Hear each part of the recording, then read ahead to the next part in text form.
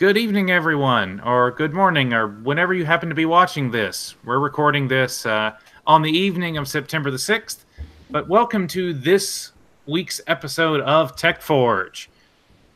I am joined once again by Hunter and Jason. How are we doing? Doing good. Good. How you doing? Doing pretty well. Definitely better than I deserve. That's a Dave Ramsey phrase. I may watch him a little bit. His YouTube channel is quite hilarious. Yeah, it's good and personality. Actually has decent advice. Oh yeah, he's got great advice. But we're not here to talk Dave Ramsey today. As good as his advice may be, today we're here to talk about hardware, specifically PC hardware. Yep. And we've got some interesting news stories this week. And our big focus topic this week, which we'll get to in just a little bit, we're going to talk about AMD's 7nm push. Specifically, some interesting information that's come out this week about AMD's 7nm Vega 20 and potentially Navi GPUs coming out in the latter part of this year. Sweet. But before we get to that, we do have a few smaller stories to discuss. And speaking of AMD, we'll open up with one that just dropped today as we're recording this on September 6th. And that is that AMD has announced its new Athlon line of Zen-based CPUs. And the first one they are announcing is the $55 Athlon 200GE. Also, what is that noise?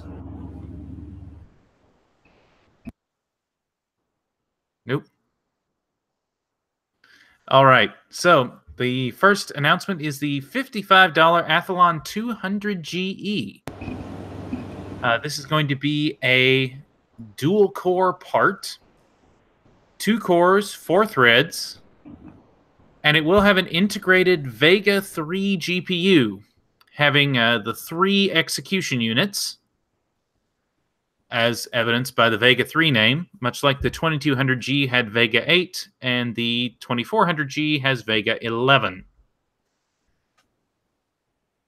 As I said, it is going to be a dual-core part with 4 threads, thanks to SMT being enabled on the part.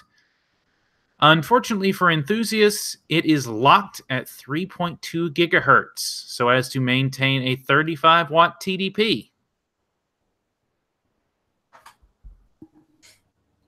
And so our article here, we have the original announcement from AMD themselves. They also have plans for steps up from the 200GE, a 220GE, and a 240GE.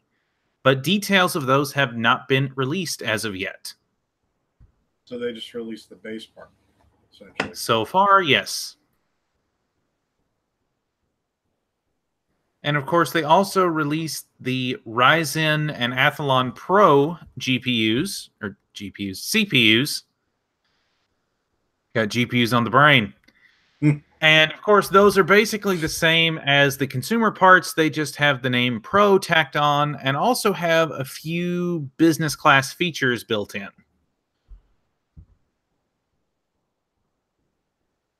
In particular, they include AMD Pro Guard MI technology, which is basically a silicon-level security apparatus that allows and protects against an ever-growing number of threats.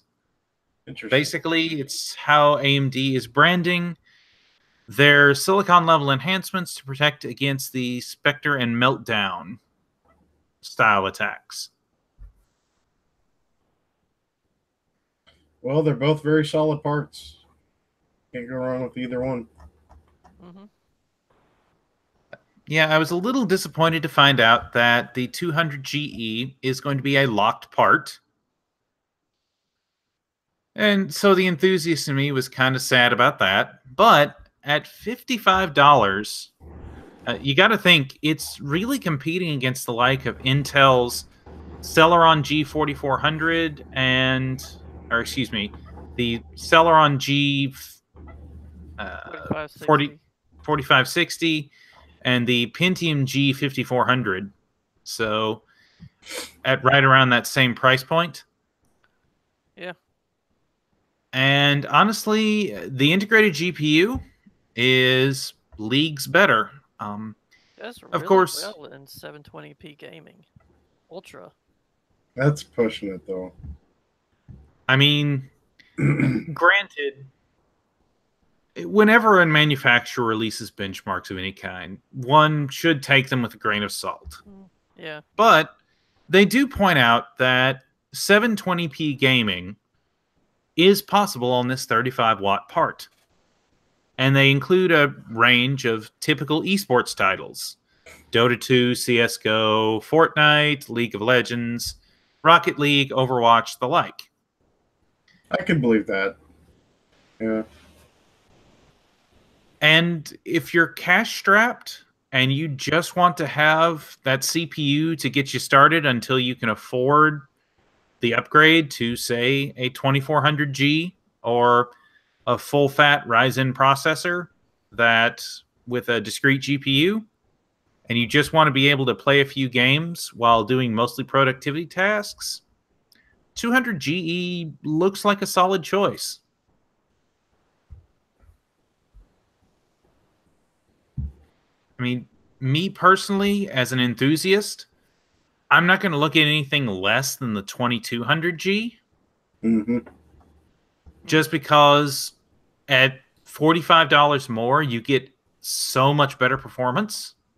You have 4 cores, 4 actual cores, not 4 threads through hyperthreading, or excuse me, SMT. Hyperthreading is an Intel trademark. But the point being, the 200GE is a solid entry level that I think they've really been lacking up to this point, because all the other entry level APUs at this price point were basically bulldozer holdovers. Right. Or excuse me, they were technically excavator cores, but excavator was simply the refinement of the refinement of the refinement of bulldozer. Well, Zen gets them in that, that lower TDP bracket. People get solid, single core performance and good power consumption. I mean, it's the bargain bin CPU. It's tough to really get excited about, but it's they're solid cores. I mean, don't really know what to say about it beyond that. I did like the way that Tim over at Hardware Unboxed, or excuse me, TechSpot, and who is also on the Hardware Unboxed YouTube channel, basically put it. Had the 200GE been an unlocked part, it would have single-handedly smoked the entire Intel Celeron and Pentium range. As it stands now, it probably only makes sense if you want to take advantage of that integrated GPU. Right. If you plan on getting a discrete GPU of any kind, the Pentium processors offer more bang for your buck. But it should be noted that you can still do memory overclocking with the 200GE. So if you wanted to improve the integrated graphics performance through memory overclocking, you can totally do that. Well, there's some definite truth to that. You get some if you get some right around 3,000 megahertz memory, it really opens up Ryzen quite a bit. Not to mention Vega. So, and I can attest to that with the 2400G testing I've been doing the last 2 weeks. It makes a huge difference, 10 to 20% in some cases.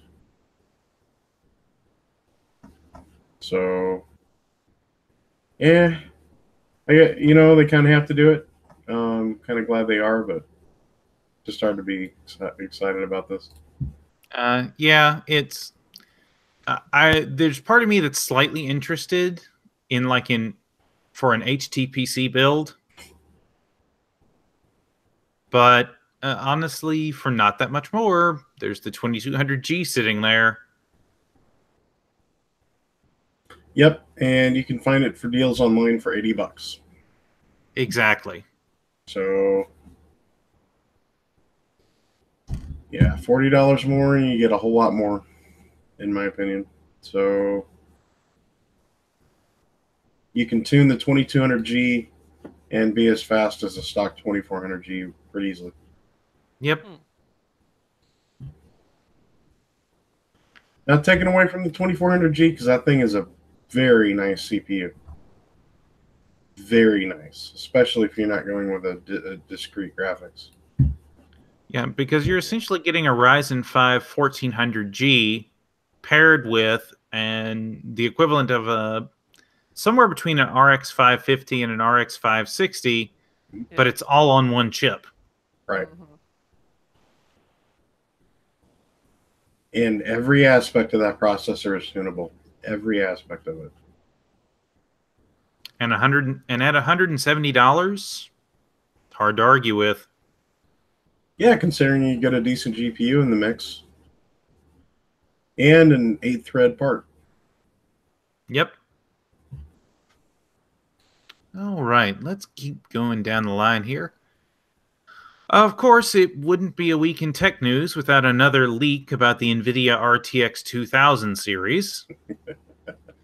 This one comes courtesy of WCCF Tech, who got it from Video Card Z. NVIDIA RTX 2080 Ti 3D Mark score allegedly leaks. 35% faster versus the 1080 Ti. An observation I made before we started the recording this evening, it's interesting how the leaks have gone down in the percentage over the 1080 Ti. Initially, it was reported at 50%. Then there was another leak that was at 45%. And now the latest leak, which seems to be the most reliable one yet, is at 35%.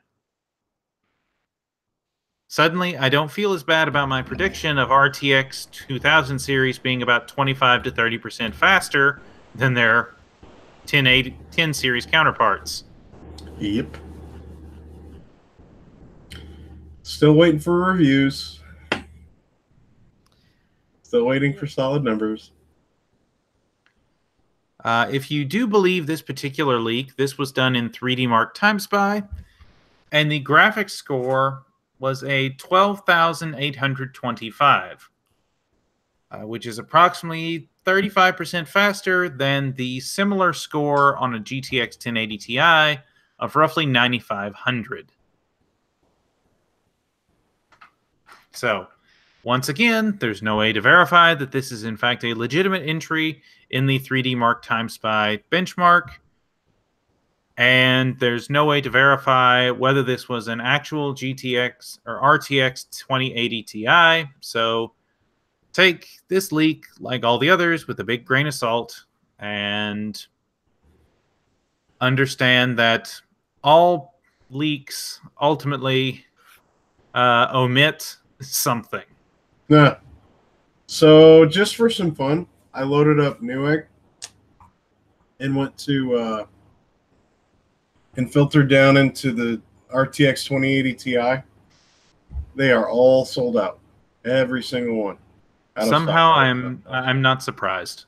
I'm disappointed, but I'm not surprised. Yeah. Even the bundles are out of stock. Wow. Where they bundle it with a processor or a processor and a motherboard, you know, or even more parts. Like all of them are out of stock. Yeah. And the highest priced bundle is $1,969. This is crazy. Makes sense why, I don't know if it's the same people, but why people are selling their old cards on Craigslist and other places if they're going up to the new series. Although I haven't really seen that many.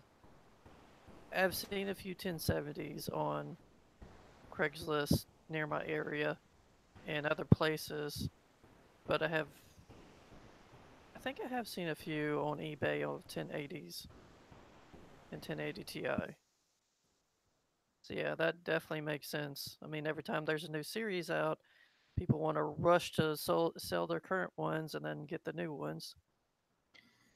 Yeah, if you're into used hardware, right now is the time that you can get excellent deals on what are currently current generation cards as people Yeah. unload them to try and buy the next generation cards. Um, Me personally, I think that's kind of a silly thing to do, especially when there's no reliable data out there. Yeah. But, you know, some people, they got to have the latest and greatest thing. So if that's you, more power to you. My wallet just can't handle that burden. Uh-huh. I'm happy with Vega 56, folks. Good for me. Honestly, I would be too if I could actually find one for sale. Yeah, I was lucky just to find it, in the clearance rack or at the Micro Center. But even the so if you look around, you can find new parts for pretty good deals. Like I'm at Newegg again and filtering the 1070, $380. And I was going to say, I've seen Craigslist deals. In fact, before the show, we were looking at some of the Craigslist deals, and I found a pair of 1070s, both of them 8 gigs. One of them was one of the mini ITX editions that MSI makes for 240 USD, Mm-hmm. and a Gigabyte G1 Gaming, which is their 3-fan variant, and they were asking 250. It's pretty good. Yeah. So yeah, if you're looking for the hardware deals right now on a 10 series or a Vega GPU, now's probably the time to get it. 1070 Ti Zotac Mini, 409. And that's brand new. Yep, 429 for GTX 1080. Mm-hmm. 429. That's the price I saw 1070s at back in the day. Gigabyte GeForce GTX 1080 DirectX 12. Oh yeah, and that's a 3-fan card. Yep. Speaking of the new RTX 20 series, though, Video Card Z has received information, and NVIDIA has confirmed that most reviewers for the RTX 2080 will be receiving their samples in the next week. And there are 3 NDA embargo dates that have been confirmed. The detailing the Turing architecture is September 14th. Reviews for the RTX 2080 on the 17th. And reviews on the 2080 Ti on the 19th. So if you're waiting to find out more hard data from actual reviewers, you don't have that much longer to wait. Just another week or two. 2 more weeks. The time is nigh. Yeah. So it's gonna be for the Founders Edition cards. So I wonder when the AIB cards. Wait, is that for both of them? yes, that is reviews for both the Founders Edition and the AIB cards. Oh, nice. So at least lot of those will be good going videos. live the same day. Good, that'll be a lot of good videos. Yep, I am. I have my YouTube subscription page bookmarked in anticipation. Gotta put those notifications on those. Okay, let's see what else we got to look at here. Ah, yes. So while we are excited about the new budget processors from AMD, we talked a little bit a few weeks ago about the release of the Threadripper 2990WX. And since then, there's been some contention about its performance, given that it is in fact a 32-core processor. Specifically, that there seems to be a hard wall where even in heavily multi-threaded tasks, the processor its performance actually decreases after a certain set number of processor cores are utilized. And there could be a number of things at fault, but Gordon Maung over at PC World has been investigating this, and I've seen some other YouTubers who've been looking into this. But specifically, the problem seems to be with the way memory bandwidth is being handled on the Threadripper 2990WX. And so, in particular, the problem seems to be that with the way Infinity Fabric is put together on the 2990WX, because you are limited to quad channel memory on the Threadripper platform versus the octo channel or 8 channel memory of the Epic CPU it's based on, there seems to be an issue where the 25 gigabytes per second of bandwidth is shared between all 8 of the CCXs and all 4 of the dies on the 2990WX. And so, well, so there's some workloads. So PC World did kind of a thing on it. In workloads where the outer CCXs, which have direct memory access, are working, those threads have full dual channel access. But then when the internal CCXs have to access the same memory bank, they're limited to a fourth, anywhere between a fourth and half of the memory bandwidth. So they're basically starved for data bandwidth in some cases. So yeah, they specifically ran Sysoft Centra's 2018 Titanium's per core memory bandwidth test. And what they found is actually pretty shocking. If you run a single die, meaning you run only 8 cores on the 2990WX, you get a per core memory bandwidth of roughly 4.79 gigabits per second, or gigabytes per second. Likewise, when you run up to 16 cores, you get a very similar 4.89 gigabytes per second. But if you run all 4 dies for a total of 32 cores, that gets cut down to 2 gigabytes per second. Yep.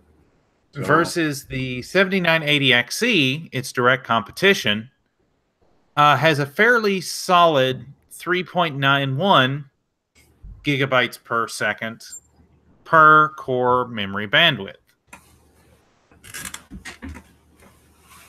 And so, basically what happens is there is a hard wall where, basically, according to their test using 7-zip, that once you get past about 26 to 28 cores being utilized, 26 to 28 threads being utilized, Threadripper hits a wall, and then basically its performance decreases over time as more threads are employed because it is memory starved. Well, it's just a weakness in the architecture. I mean, it's sad to say, but in carrying over legacy compatibility, that's the weakness in its armor. That's the weakness in its design. So there's going to be lots of workloads where it will just absolutely trounce that 7980XE, I think, is the model number. But there's going to be lots of other workloads, like you're saying, Ned, where that memory starvation is really going to bite it in the butt. So you're not going to see this in the Epic variant because each of the individual CCXs has direct PCI Express and memory access. So you won't see the same limitation there. Unfortunately, we do in the Threadripper 2 part. Right, because the Threadripper, unfortunately, Threadripper has access to only quad channel memory. Right. It sounds kind of weird to say only quad channel memory, but considering the architecture was originally designed for 8-channel octo-channel memory, it's just basically AMD had to find a corner to cut somewhere. And unfortunately, this was the one that had to be cut. Because with their previous processors, the Threadripper 1000 series, the 1950X, it only had 2 dies instead of 4, and it was able to have direct memory access on all its CCXs, its Right. core complexes. Unfortunately, when you up that to 4 dies, well, 2 of them don't get direct memory access. Now, you can actually mitigate this a little bit, and they were able to prove this is true using Linux. If you set it to UMA or NUMA modes. So UMA is uniform memory access. Non-uniform. Okay, right. Yeah. Right. And NUMA is non-uniform memory access. You're able to mitigate some of the problems. It should be mentioned, Windows uses UMA by default. And that's where you run into some of the problems. Because even though technically Windows considers processors to have uniform memory access, of course, with Threadripper, you don't have uniform memory access. Mm. And so if you run it in NUMA mode, it does help mitigate part of the problem, but there's still a bandwidth limitation there. Right. Well, no matter however creative you get, you're still going to run into that limitation at some point. And they ultimately reached the conclusion in this article, and it's the right one, in my opinion, that if you have a workload that can take advantage of all 64 of those threads, even with this bandwidth limitation, you're going to see results. Oh, yeah.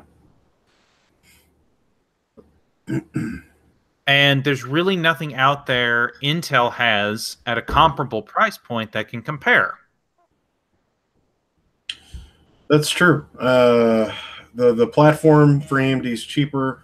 You get more cores. You also get more out of the chipset too. You get more PCIe lanes.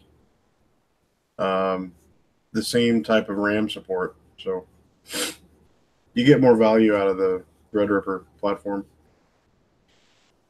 They included a chart at the end of the article, and I think this illustrates the problem very specifically. So I'm going to share it real quick. Present this to everyone. So you can see here in this chart, it makes abundantly clear at what point, where that breakpoint is, where Threadripper is going to be beneficial to you over the 7980XE. If you're over here on this left-hand side of the chart, where you're less than about 26 threads, then the 7980XE with its superior IPC and its higher clock speed is going to benefit you. However, if you're on this right-hand side of the chart, after the 25, 26 thread breakpoint, then you can see the Ryzen Threadripper is going to provide you significant performance benefits all the way out to 64 cores or 64 threads. I mean, look at that. It's nearly 60% performance improvement over the maxed out 7980XE. Well, how many threads does the 7980XE have? 20? It is 18 cores, 36 threads. Okay. Well, that makes sense. Because the Threadripper 2 part is a better design anyway. So you're basically just, once you get past a certain thread threshold, yeah, that makes sense. I like those graphs that Mr. Mahong puts together. Yeah, and that clearly illustrates exactly what the issue is. Mm. If you need a lot of threads, but not too many threads, and you need to be really quick, then the 7980XE is superior. But if you need the maximum amount of threads you can get, then Threadripper is the better choice. Well, isn't the 7980XE still priced higher than the 2990WX? It is. Yeah. The 7980XE is currently retailing for roughly $1999, $2,000. Yeah. Whereas the Threadripper 2990WX is about $1,749. Get a lower thread count Threadripper 2. Yeah, the 2950X just released this past week. It is a direct sequel to the 1950X, being 16 cores, 32 threads. It does not have the memory bandwidth problem of the 2990WX, and it is available at $899. Yeah, that's a no-brainer, man. I'm sorry, that's a no-brainer. I do not disagree. At $899, with a $240, $250 X399 motherboard, a similarly priced kit, 32 gigs of RAM or more. Yep. So I bought 32 gigs recently. It ran me about $350. Trident Z. I mean, yeah, at that point, you're easily looking at a $2,500 PC. Mm-hmm. But consider for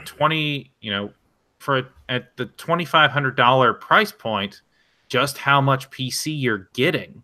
Oh yeah, 32 thread monster, man. Yeah. Oh, I'm tempted. I can't. Ned! Dang it, Ned! Stay strong. You already have a 16 thread processor and a Vega 56. Yes.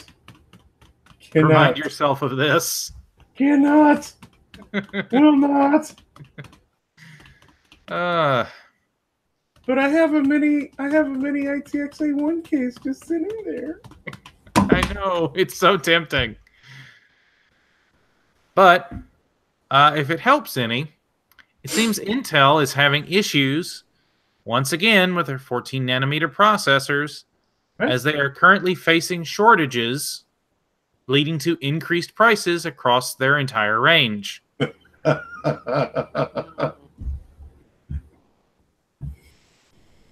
This is from Tom's Hardware.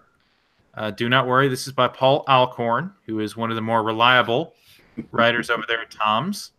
We talked a little bit about the drama at Tom's, but yeah, there are still solid writers there, and so I generally trust anything Paul writes. Facing shortages. Basically, what we're seeing is that we're starting to see price increases on year-old parts. In particular, the one that they focus on is the Core i5-8400, which released at an MSRP of roughly $180, but now is generally found online between $200 and $210. Likewise,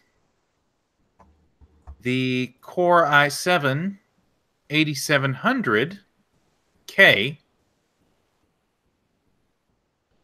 has been trending upward very slightly, but has largely been trending upward from its launch price of $340 to currently sitting at around $360 to $370 at most retailers or e-tailers.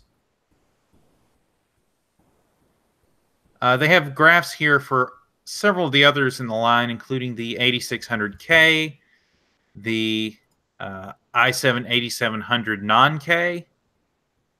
Basically, all of them, you're finding increases that are significantly higher from their MSRP. The current MSRP of the i5-8400 is $182. but you will not find it online for less than 200.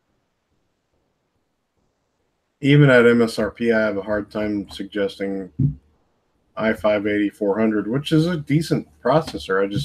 I have a hard time justifying that over a 2600. Yeah, at that price point, it's really hard to suggest a 6-core, 6-thread part when you can get a 6-core, 12-thread part that's slightly slower in single-core, but significantly faster in multi-threaded applications at around the same price. Yeah, but is gaming multi-threaded or single core? Now that is the eternal problem now, isn't it? Mm-hmm. The fact of the matter is most games in this day and age are optimized for 4 cores.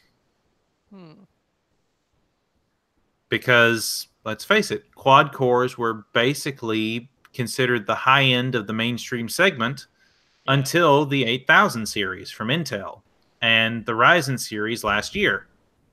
So i5 used to be the gaming king of the 4 Right. core 4 thread. Honestly, if you sat down in front of an 8400 and a 2600 side by side, same exact hardware, I doubt you could tell the difference. I mean, if you ran benchmarks, maybe. Yeah.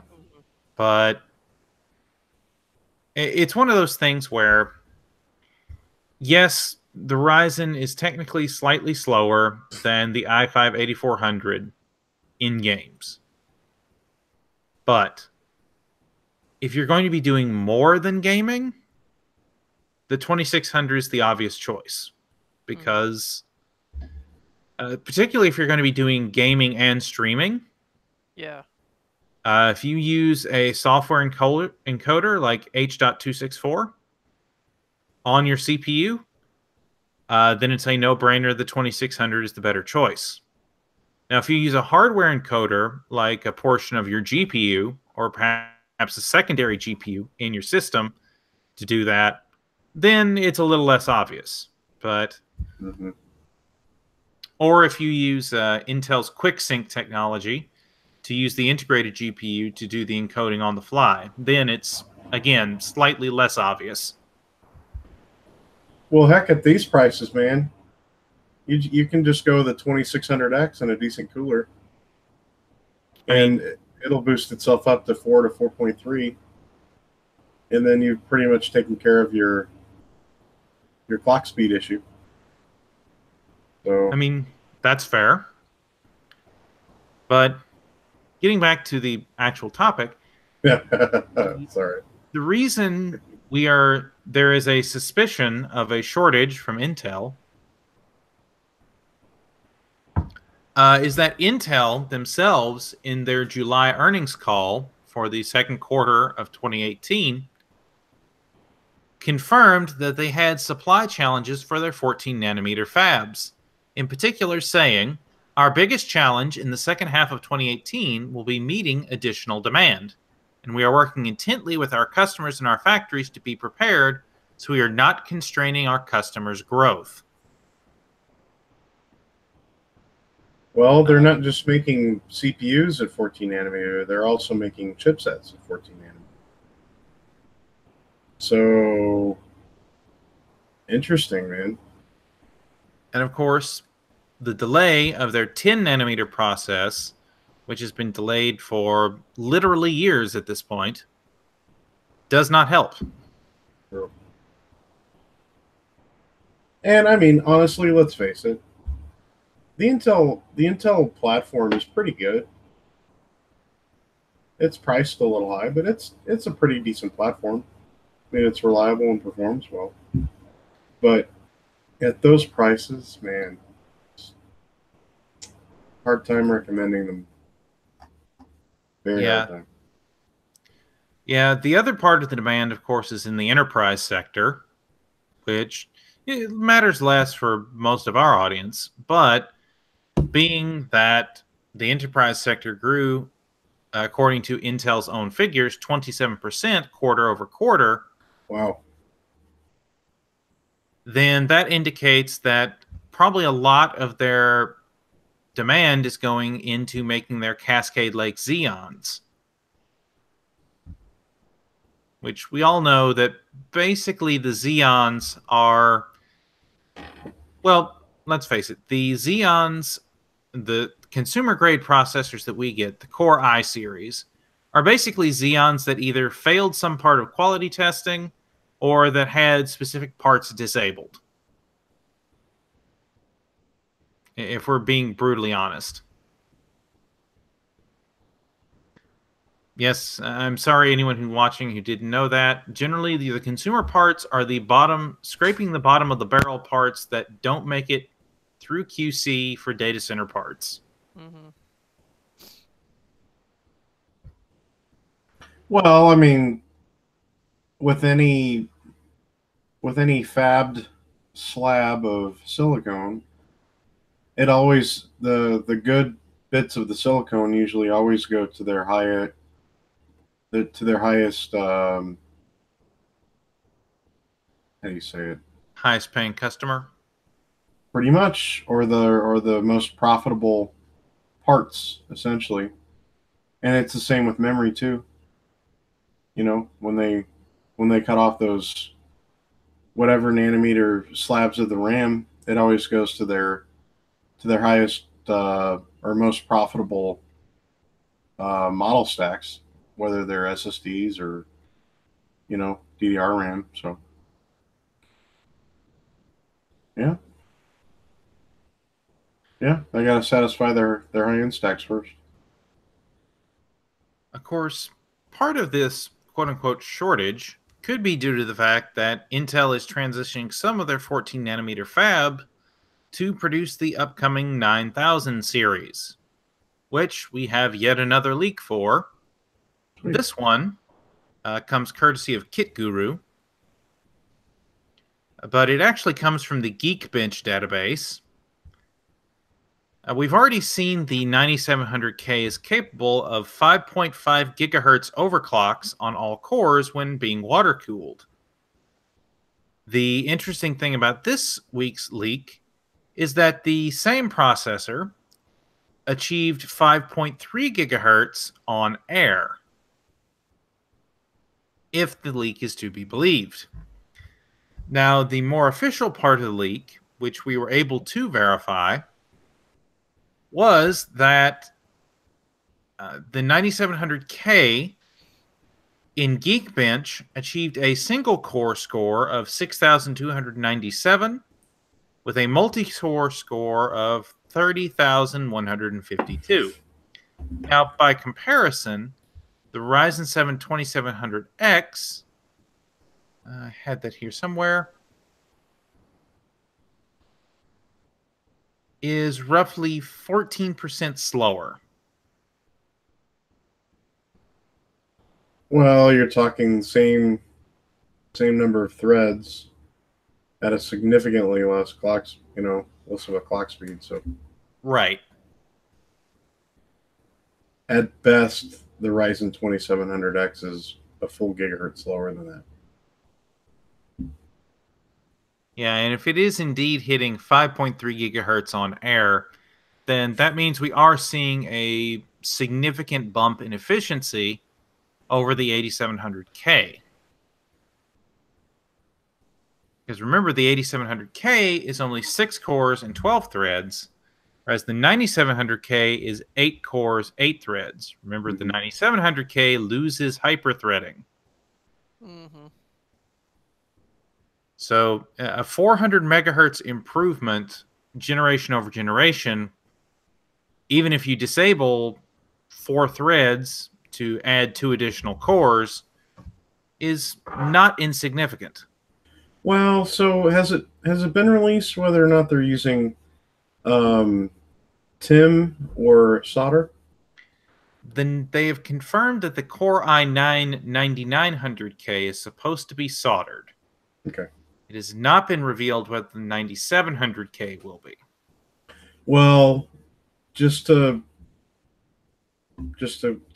provide some additional context here, if you delid an 8700K and take off the TIM and apply solder, you can get similar levels of performance here that you're seeing. So, yeah. I wouldn't be surprised if this was a soldered part. But if it's Tim, it's extremely impressive on air cooling. And that's the thing, is the 9000 series, as much as Intel is touting it, is basically a refresh of Coffee Lake. Mm-hmm. It is a refresh of the 8000 series with a new part at the top, or two new parts at the top, and basically the 9700K replacing the 8700K, and the new i9 9900K being the new King of the Hill flagship part for the mainstream.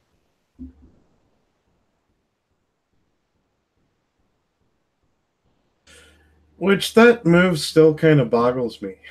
That seems very controversial. It's interesting. You know, taking off hyperthreading off the i7. Mm-hmm. I think it's Intel trying to kind of reset expectations a bit. In what way? Well, I think what they're trying to do by removing hyperthreading from the 9700K is they're basically saying, they're telling their audience, the i9, if you want no compromises, you want i9 instead of i7. By taking a little luster off the 9700K, they make the 9900K look that much better. Yeah. Well, when you look at a full benchmark suite of the 2700X versus the 8700K, the 8700K does come ahead a little in gaming, unless you're in GTA 5, which that's not a good game engine anyway. But then when you come to the workstation class or non-gaming workloads, the 2700X just stomps it. It's because it was Um, built for that. It was built Right. for gaming and workstation. That's what all the Ryzens were built for, really. mhm. Yeah, they're designed to be all-around CPUs, whereas Intel has two benefits going for it. Number one, they have a clock speed advantage due to their ring bus architecture that is more efficient but also less complex than Infinity Fabric. And they have the advantage that because they have been basically the de facto high-end CPU for basically the last 8 years, everything is written and optimized for Intel or compiled on Intel optimized compilers. And so until we start to see more Ryzen optimization from a software perspective, I think we'll continue to see Intel dominating in the way they have in gaming. Once we start to see multi-threading really start to take off in the gaming scene, which I think we will in the not too distant future. Yeah. At that point, I think Ryzen will come into its own even more than it has already. I bet they achieve parity, honestly, or really close, because you got to hand it to Intel. Even though they've had the challenges with 10 nanometer, they're still putting out these parts, and they're still fantastic. When you take price away, you just look at the technology behind it. Even though they've been stuck at 14 nanometers for a long time, it's probably the best in the world. It's probably the best 14 nanometer in the world. And this is coming from a guy who, I'm a fan of AMD. I'm not going to lie. I'm a huge fan of Ryzen. That's all I build. I've got a bunch around the house because they're just fantastic at the price point. But when you look at the technology of 14 nanometer, it's really hard to knock them. I mean, they're just solid products. And So part of that comes down to the fact that Intel has literally billions of dollars to burn on R&D, that's true. and they also have their own internal fabs. Yep. Whereas AMD, they had global foundries until recently, and now they're having to fight for fab space with Nvidia and Samsung at TSMC. Well, it's got pros and cons too. Yeah. They can shop for their manufacturing process, basically. So they're not stuck to just one company manufacturing their parts. They can, if there's a competitor that either has a better price or better incentives or better technology, they can go there. So pros and cons, I guess. Yep. But 7 nanometer, I'm very much looking forward to 7 nanometer AMD. Indeed. And we do have some stuff to discuss when it comes to AMD's 7 nanometer parts. Sweet. And I've included in the show notes, which I have a link to down below for those of us watching on YouTube,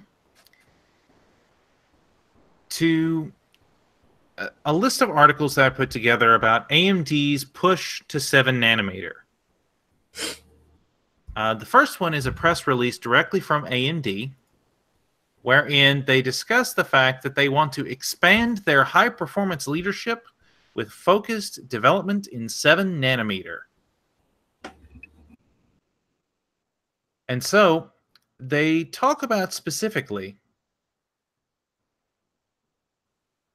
in this press release, and I quote, AMD's next major milestone is the introduction of our upcoming 7 nanometer product portfolio, including the initial products of our second generation Zen 2 CPU core and our new Navi GPU architecture.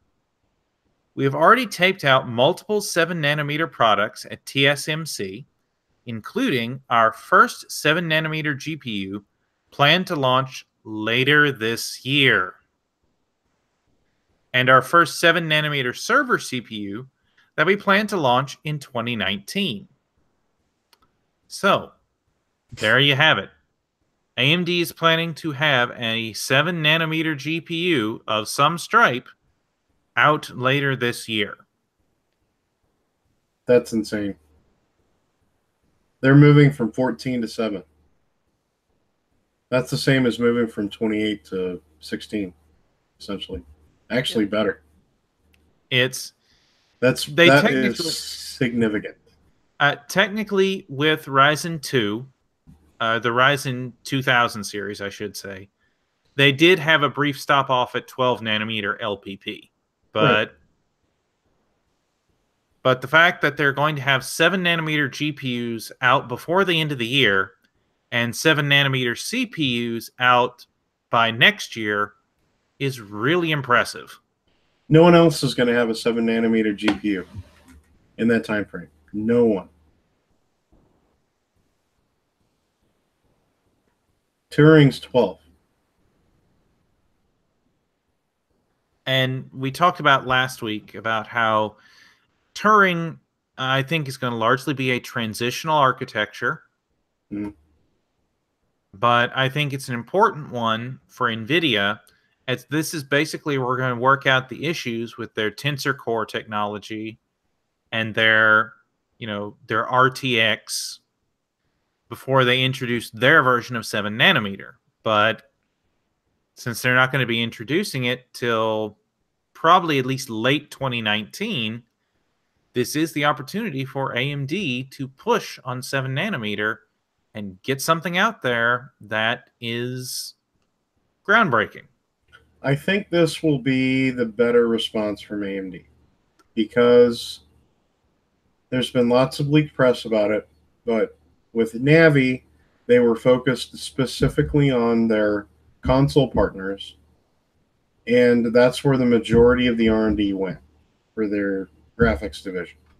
That's why Polaris was solid when it came out, because the majority of its R&D went there, and it's still a solid architecture.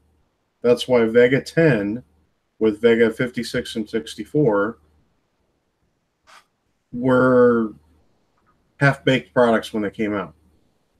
When we see 7 nanometer parts from AMD come out, they'll have had pretty much a few years at this point to focus on their product. And I think we're going to see a far better product stack at 7 nanometer. Because regardless of whatever NVIDIA has, whatever advantages they have with Turing at 12 nanometer, when you're releasing semiconductor parts at 7 nanometers, that's a huge process jump. That's such a huge that right there can really kind of compensate for any issues they have in their architecture. And I'm sure Navi is a very solid GPU architecture, considering they've been focused specifically with their console partners on that part. So I can't wait, honestly. It'll be very good for the industry. Very good. I think AMD definitely wants to get back into the high end. And 7 nanometer could do that for them. Go ahead. I would agree. In particular, we've had various little... I actually, when I was looking into this, I had to look deep to find stories that were more than just the gloss over, oh, hey, AMD announced this. I found some interesting things when I did so. Number one, apparently, they've already released a GPU to certain select partners called the Radeon Instinct Vega, which is supposed to be the 7 nanometer version of Vega. Also, we have some additional information. This is coming from Tech Power Up. Vega 20, which is the 7 nanometer GPU part, is not just a die shrink of Vega 10. In particular, Vega 20 is being redesigned so that it includes 4 HBM2 memory stacks, not just 2 like Vega 10. So you're doubling bandwidth. Exactly. So it'll definitely carry a wider memory interface. Oh. And it will contain up to 32 gigabytes of VRAM in the form of HBM2.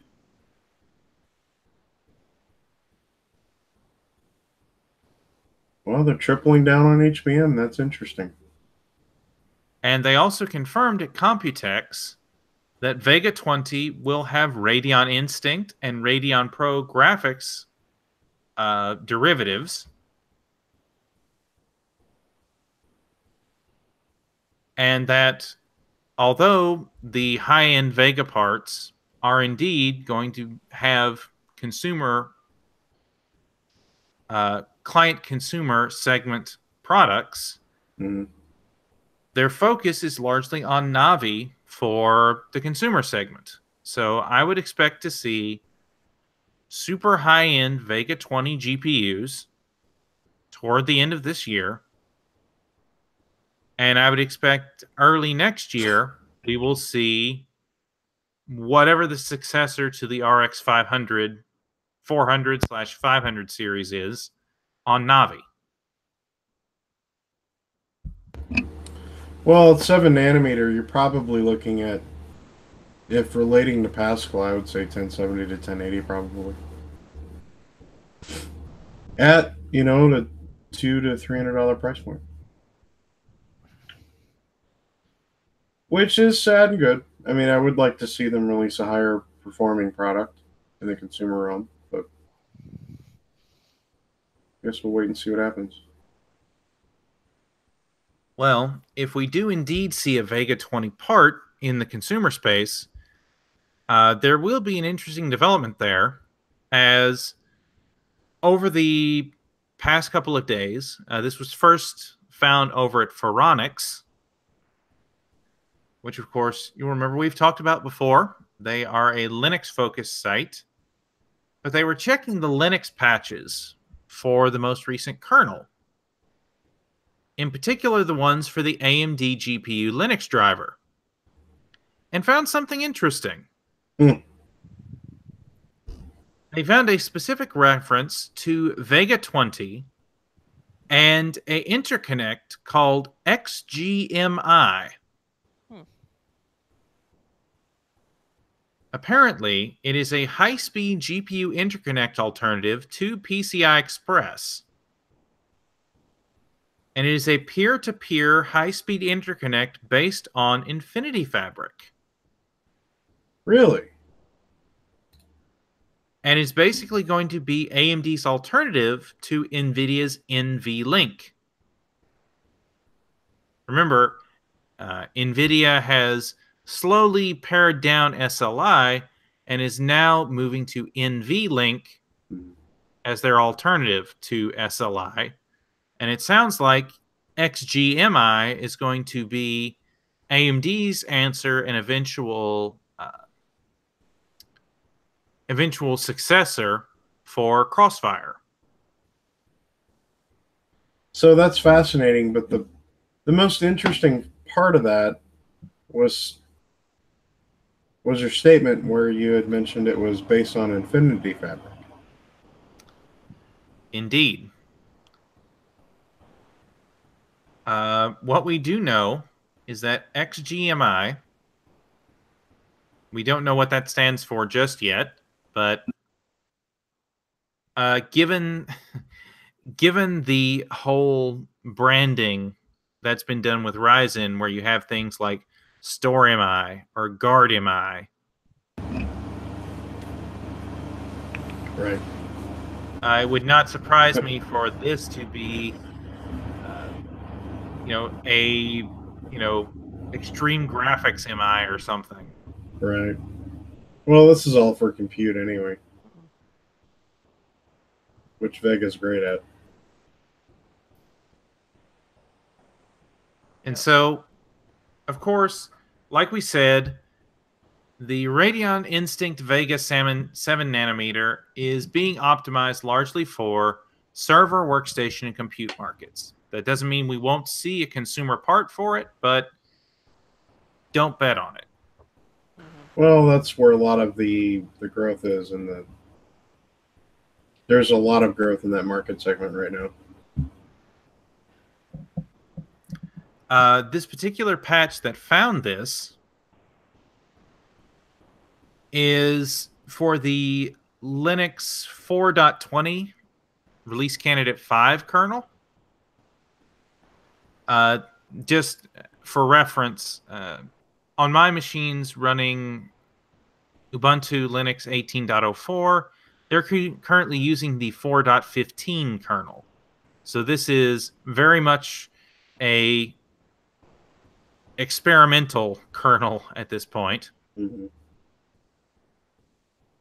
It's not too far away though from what you're currently running. No, not too far. So,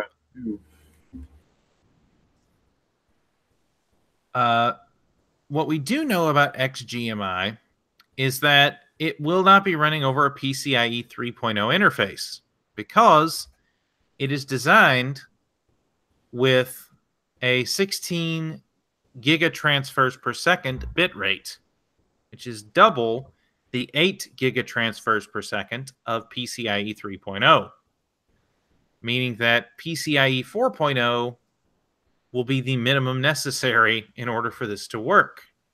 Hasn't that been out for a while, though? The specification has, but it just hasn't been implemented into consumer boards because, frankly, we haven't been able to saturate PCIe 3.0. Yeah.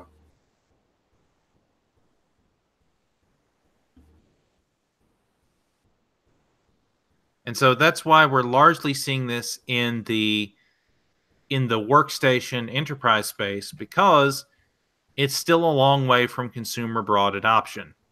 Yeah, if they were to release it on the consumer end, they'd have to release a proprietary link part to basically interconnect the two two or more cards together.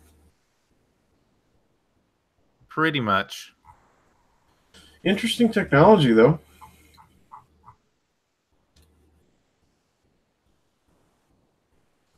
I like how they're reusing tech from Ryzen.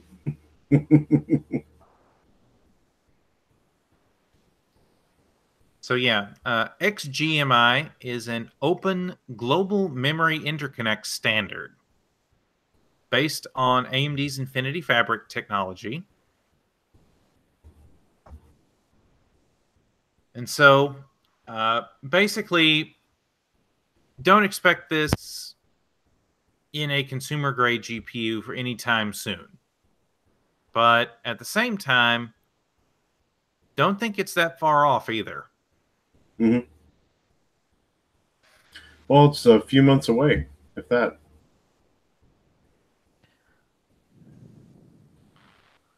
Speaking of release dates, over at Tech Radar,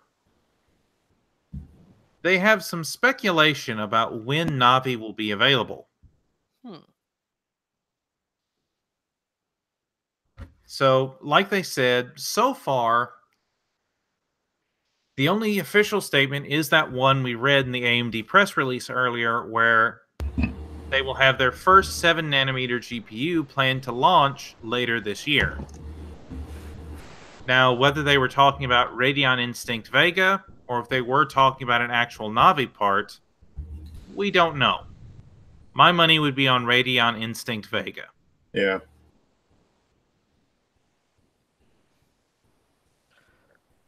And so we did have a roadmap leaked a while back, which showed Vega 14 nanometer, followed by Vega 7 nanometer, followed by Navi 7 nanometer, and then a next gen 7 nanometer plus process in 2020. Which leads me to believe Vega will be the one that releases this year, followed by Navi early next year. That makes sense.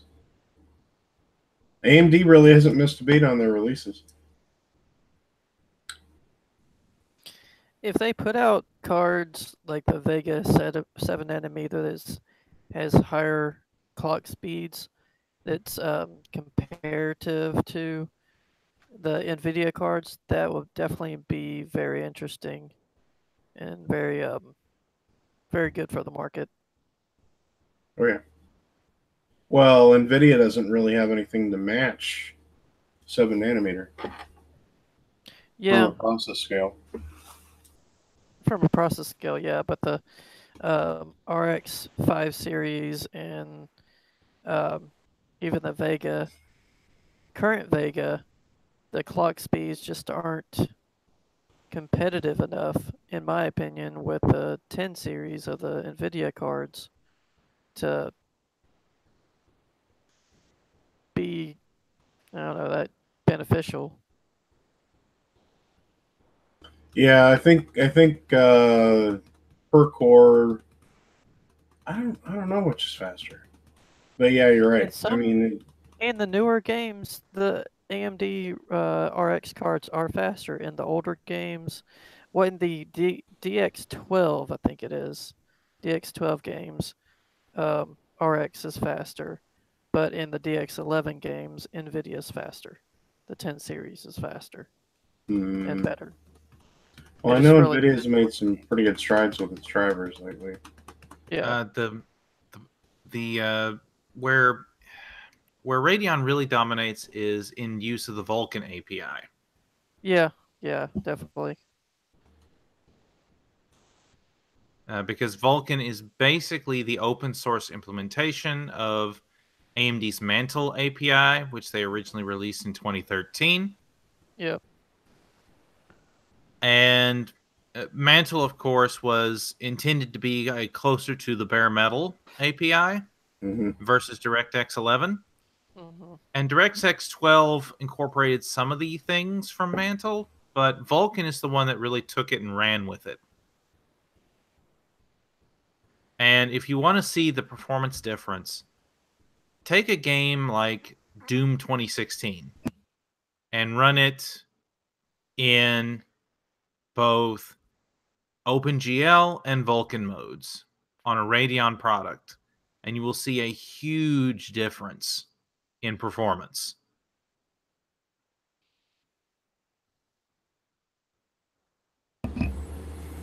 Yeah, Doom's is probably one of the best optimized games that we've had in a while.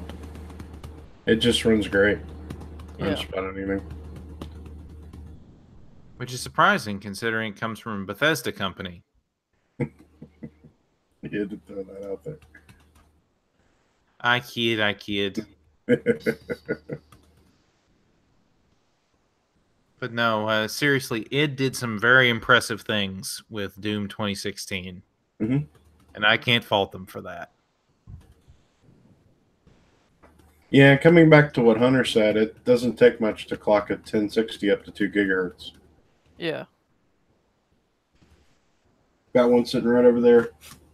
Runs 2 gigahertz all day long, no problem. And that's a 2-year-old part at this point. Whereas with my equivalent RX 488 gig, it's really hard to push much past about 1450 megahertz.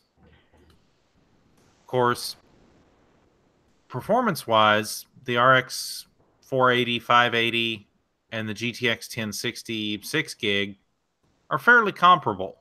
Mhm. Even though, but imagine what Polaris would be able to do if you could clock it, say, 10% higher. It'd be impressive. Well, 7 nanometer, if even if they just put Polaris at 7 nanometer, you could clock it potentially higher than that even. Yeah, if Navi is nothing else but Polaris redone at 7 nanometer, that would be a significant jump forward in and of itself. Oh, yeah. Well, with the same, using the same, real estate, you would have twice as much GPU. More or less. Yeah. So you're basically looking at, if you take overhead into account, probably an 80% increase in performance. That's pretty significant.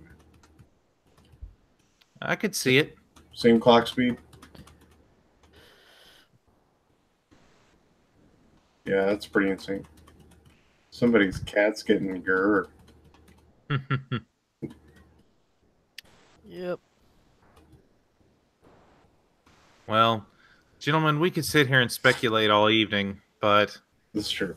unfortunately, that brings us to the end of our discussion topics for the evening.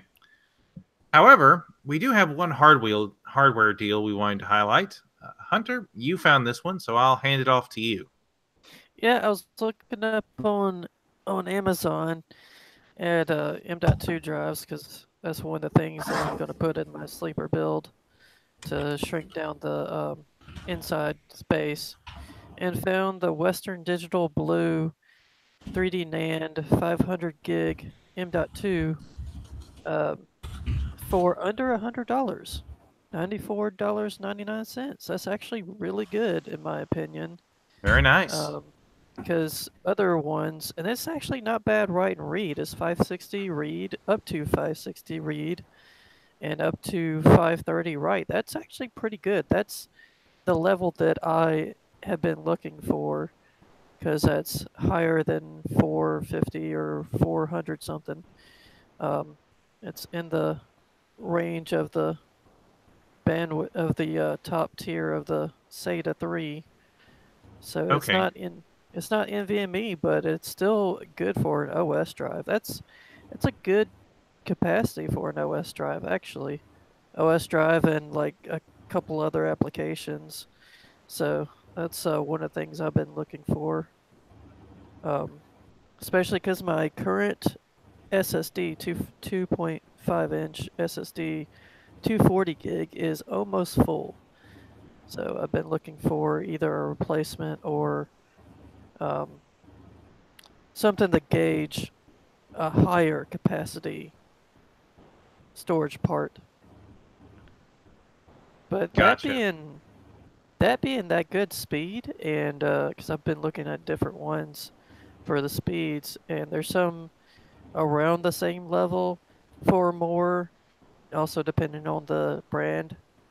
Um, but that's actually pretty good, and Western Digital Blue is good for all around performance for everything.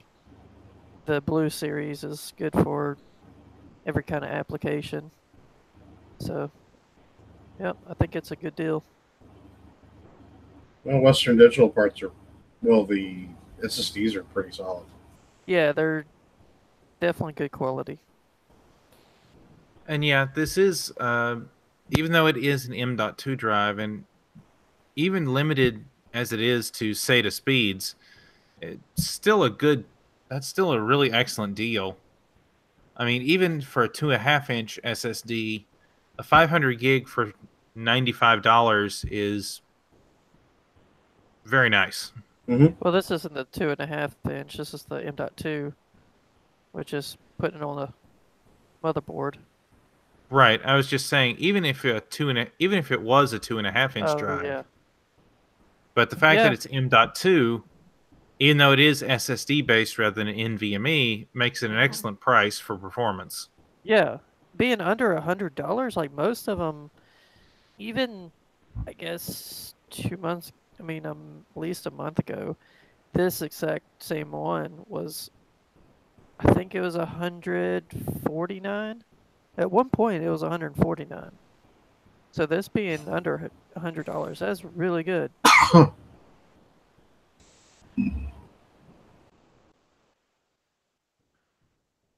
All right. Well, I think that covers all the talking points for this evening, gentlemen. Is Sweet. there anything else you'd like to discuss before we bring things to a close? Nope. I've got some videos coming. I'm just editing and right now I'm trying to find the best approaches with each, but I've got a lot of videos coming. Good to hear.